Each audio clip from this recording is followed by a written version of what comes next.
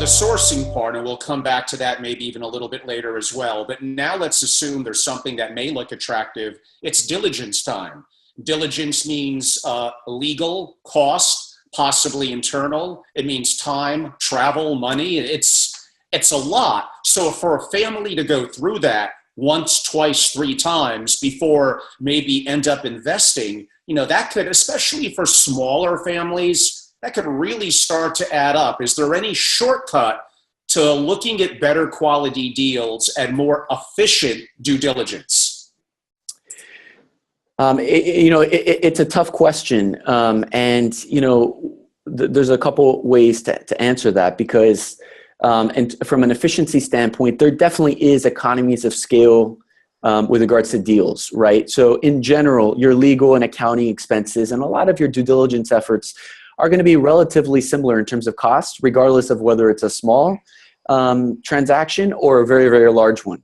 So from a percentage of the money deployed, it often could be more efficient to look at larger deals. That said, in general, where I see families being most successful and where you can, at least from a value perspective, where you can get some of the best bargains is typically in the smaller deals. In my opinion, the sweet spot is in the kind of lower middle market between 3 and 10 million of profit.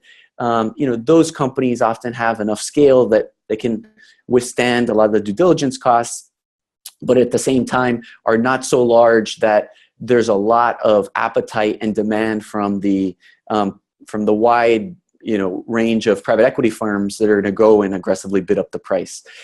To answer the second part of your question with regards to what type of mechanisms, there's one approach that we've taken is we've actually built what we call the curated club deal program, where we've gone out and found deals and we diligence it on our own. We personally invest in anything we recommend, and then we bring it out to the families and say, hey, look, is this something that you want to participate or not? So basically a purely opt-in structure with regards to just a handful of deals that actually pass through the filter. But absent a structure like that, and there's other folks that do similar things, I think that ultimately there's really not a shortcut to doing your homework.